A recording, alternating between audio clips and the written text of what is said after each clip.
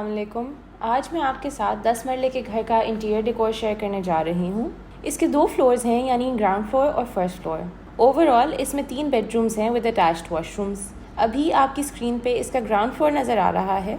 Open plan से मुराद है कि entrance, dining area, kitchen, lounge और ड्राइंग रूम के दरमियान कोई सॉलिड पार्टीशन नहीं है। हम जनरली ओपन किचन रेकमेंड नहीं करते क्योंकि हमारी आबो हवा और कुकिंग का अंदाज ओपन किचन के लिए सूटेबल नहीं है। लेकिन अगर आपको ओपन किचन पसंद है तो आप ज़रूर इनको घर का हिस्सा बनाएं और साथ में एक छोटा सा डर्टी किचन रख लें जहाँ पे रोज़मर्रा के खाने बन सकें। वैसे तो इस घर का लेआउट डिज़ाइन हमारे स्कोप ऑफ वर्क का पार्ट नहीं था, लेकिन हम क्लाइंट की रजामंदी से इसका एक क्विक वॉक थ्रू आपसे शेयर करने जा रहे हैं। क्योंकि ये ओपन प्लान लेआउट है तो मेन एंट्रेंस डोर से दाखिल होते ही आपको पहले राइट साइड पे स्टेयरकेस नज़र आता है, फिर डाइनिंग एरिया और उसके एक्सटेंडेड व्यू में ओपन किचन नज़र आता है।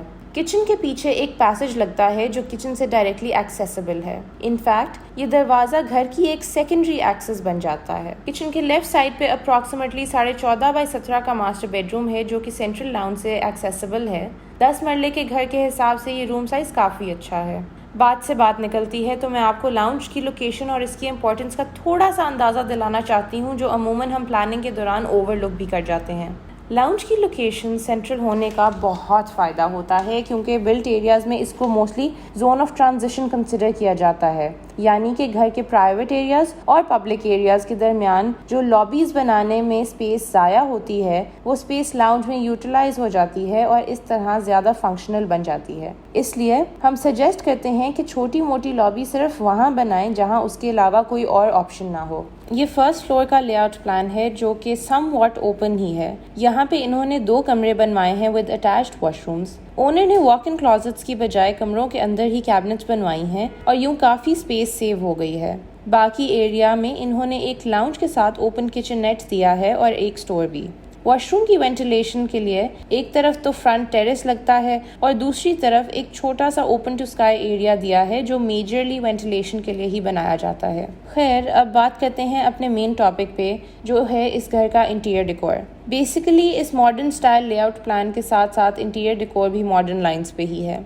इंटीरियर डिज़ाइन में रिलेटिवली सेम थीम पूरे घर में फॉलो की जा सकती है, लेकिन इंटीरियर डेकोर करते हुए डिटेल्स की कॉम्प्लेक्सिटी की वजह से कमरा अमूमन बिल्कुल मुख्तलिफ बन जाता है। मेन एंट्रेंस की राइट हैंड साइड पर स्टेयरकेस है जिसमें हमने रॉट आयरन की काफ़ी सिंपल और एलिगेंट रेलिंग दी है, लेकिन लैंडिंग पर हमने एक ज्योमेट्रिकल पैटर्न वाला CNC डिज़ाइन पैनल ऐड किया है। स्टेयरकेस की दूसरी तरफ इस घर में ओपन किचन है और इसकी मैं आपको 2 ऑप्शंस दिखाऊंगी। क्लाइंट की प्रीलिमिनरी रिक्वायरमेंट्स में से एक रिक्वायरमेंट ये थी कि इस घर को डेकोर करते वक्त बहुत ही सिंपल रखा जाए। इसके अकॉर्डिंगली हमने इस पूरे घर के डेकोर को बहुत ही मिनिमल रखा। डाइनिंग और किचन को सेपरेट करने के लिए हमने चारकोल कलर का एक पैनल ऐड किया है। ये पैनल वुड और कंक्रीट दोनों में बन सकता है। कैबिनेट्स का डिजाइन भी मॉडर्न और एलिगेंट रखने के लिए बिल्कुल सिंपल रखा गया है। कैबिनेट्स चारकोल और व्हाइट कलर में है। Counter top is white marble, back splash white colour में है, जबकि हार्डवेयर हमने सिल्वर रखा है ताकि हॉब और हुड से मैच कर सके। थोड़ी सी डिटेल ऐड करने के लिए हमने लेफ्ट साइड पर एक टॉल कैबिनेट दी है जिसका कुछ हिस्सा शीशे का है, just to display some crockery. दूसरी ऑप्शन में हमने किचन और डाइनिंग एरिया को एक किचन आइलैंड देकर सेपरेट किया है और उसके साथ बार स्टूल्स इस्तेमाल करने की सजेशन दी है। फ्लोर पर हमने ब्लैक एंड व्हाइट टाइल्स में ज्योमेट्रिक पैटर्न दिया है। डाइनिंग एरिया के साथ लाउंज है और लाउंज के आगे ड्राइंग रूम है। आप देख सकते हैं कि हमने इस घर में न्यूट्रल कलर पैलेट इस्तेमाल किया है, लेकिन ड्राइंग रूम और लाउंज में हमने ब्राउन कलर भी ऐड किया है, just to add a little warmth. इन दोनों रूम्स का की फीचर फायरप्लेस है क्योंकि हमने इसकी पोजीशन कुछ इस तरह से रखी है कि इससे दोनों रूम्स का टेम्परेचर मैनेज किया जा सके। लास्टली मैं बताना चाहूँगी कि ओपन प्लान होते हुए भी अगर आप एक बड़े हॉल को उसके डिफरेंट फंक्शंस के मुताबिक फ्लोरिंग स्टाइल्स, पैटर्न्स या लेवल्स की मदद से डिज़ाइन कराएं तो वो ऑटोमेटिकली एरियाज सेग्रीगेट हो जाते हैं। इसलिए हमने यहाँ पे ड्राइंग रूम फ्लोर को एक स्टेप ऊपर रखा है और उस पे हमने वुडन फिनिश दिया है। हालांकि वॉल्स को हमने सिमिलरली पूरे घर की तरह बिल्कुल सिंपल वाइट कलर में रखा है। ग्राउंड फ्लोर पे एक ही बेडरूम है जिसको हम मास्टर बेडरूम भी कह सकते हैं। इस कमरे का की फीचर ये दीवार है। ये दीवार हमने मेजरली लकड़ी के प्लैंक्स, जिनको हम लूवर्स भी कहते हैं, यूज़ करते हुए बनाई है। आप अपने बजट के हिसाब से चाहें तो सॉलिड वुड में ये वॉल डिज़ाइन करवा सकते हैं या तो MDF शीट भी यूज़ कर सकते हैं। यहाँ आपको एक सजेशन देना चाहती हूँ, जब भी किसी घर में लकड़ी का काम होता है तो अमूमन लोग बचने वाला वेस्ट मटेरियल ज़ाया कर देते हैं, लेकिन कई दफ़ा ये वेस्टेड पीसेस आपको ऐसे कामों में बहुत हेल्प कर देते हैं। कहने का मतलब ये है कि अगर आप क्लेवरली अपने रिसोर्सेज को यूज़ और रीयूज़ करें तो थोड़ा सा खर्चा करके भी आप ऐसे मज़ेदार डिज़ाइन एलिमेंट्स अपने हिसाब से बनवा सकते हैं। इस पर्टिकुलर केस में हमने दीवार को ओवरडू ना करने के लिए म्यूटेड टोन में रखा है, जबकि इसकी ऑपोजिट वॉल को एमरल्ड ग्रीन करके थोड़ा सा ब्राइट करने की कोशिश की है। आखिर में फ्लोर को भी थोड़ी सी डेप्थ देने के लिए ऑफ वाइट टाइल्स के साथ ब्लैक बॉर्डर दिया है। फर्स्ट फ्लोर पे 2 बेडरूम्स हैं, लेकिन पहला रूम एक मल्टी फंक्शनल रूम का किरदार अदा करता है, क्योंकि क्लाइंट इसको अपनी ज़रूरत के हिसाब से म्यूज़िक रूम या स्टडी रूम की तरह यूज़ करेंगे। ये सब बातें माइंड में रखते हुए हमने इस कमरे में एक रेड कलर की एक्सेंट वॉल प्रपोज की है। ऑल्दो हम इस रूम को इसके फंक्शन के अकॉर्डिंगली एक वार्म येट लाइवली प्रेजेंस देना चाहते थे, लेकिन इसको थोड़ा सा सटल करने के लिए 1/4 हिस्से को ऑफ वाइट पेंट में रखा है, क्योंकि लेट्स बी ऑनेस्ट, पूरी वॉल्स को एक बोल्ड कलर का पेंट कर देना कभी कभी थोड़ा सा ओवरवेलमिंग हो जाता है। सेकेंडली, यहाँ एक इम्पॉर्टेंट डिटेल ये है कि जहाँ दोनों कलर्स मिल रहे हैं, यानी रेड और वाइट कलर्स का मिलाप हो रहा है, वहाँ पे हमने कलरफुल टाइल्स लगाई हैं जो कि मोल्डिंग से सेपरेट की गई हैं ताकि टाइल्स के रफ कॉर्नर्स भी विजिबल ना हो।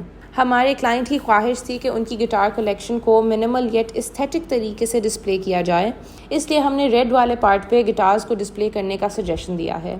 इस वॉल की खूबसूरती को ज़्यादा एम्पलीफाई करने के लिए हमने बाकी सब वॉल्स को ऑफ वाइट ही रखा है, लेकिन कमरे के डेकोर को कोहेसिव रखने के लिए इसकी सामने वाली वॉल पे हमने सिमिलर टाइल्स से थोड़ा सा पैटर्न दिया है, जो कि फ्रेम्ड पेंटिंग्स और कैलीग्राफी के लिए भी एक बहुत अच्छा सा बैकग्राउंड कंसिडर किया जा सकता है।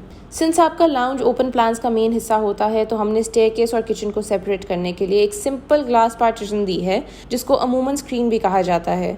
इसका एक फ़ायदा तो ये है कि इससे स्पेस डिवाइड हो रही है, लेकिन दूसरा ये भी है कि यहाँ इससे फ्लोर की एक्सेसिव ओपननेस भी मिनिमाइज हो रही है। वंस अगेन, यहाँ मटेरियल क्वालिटीज़ को इंटेलिजेंटली यूज़ किया गया है, वरना शायद यहाँ पे रॉट आयरन या वुडन स्क्रीन्स लगाने से ये स्पेस ज़रूरत से ज़्यादा छोटी और तंग महसूस होने लगती। इसके अलावा किचन में सिंपल सी कैबिनेट्स लगाई हैं मार्बल काउंटर टॉप्स के साथ। क्योंकि लाउंज और किचननेट टेक्निकली एक ही बड़े कमरे का हिस्सा हैं, तो हमने सिंपली यहाँ लाउंज में एक ब्लू एक्सेंट वॉल दी है ताकि ये स्पेस भी थोड़ी सी लाइवली लगने लगे। आखिरी कमरा जो हम आपसे शेयर करने लगे हैं, ये बाकी दोनों कमरों से ज़्यादा सिंपल है। इनफैक्ट बिल्कुल बेसिक सा एक कमरा है। ज़्यादा इन्वेस्टमेंट, इनफैक्ट ज़्यादा मेहनत किए बगैर अगर आप अपने रूम में एक स्पेशल इफेक्ट डालना चाहते हैं तो wallpapers are always a good idea. इसलिए हमने एक वॉल पे वॉलपेपर दिया है, जबकि बाकी सारी वॉल्स को सिंपल ऑफ वाइट रखा है। इसके साथ हमारी आज की वीडियो ख़त्म होती है। उम्मीद है आपको अच्छी लगी होगी।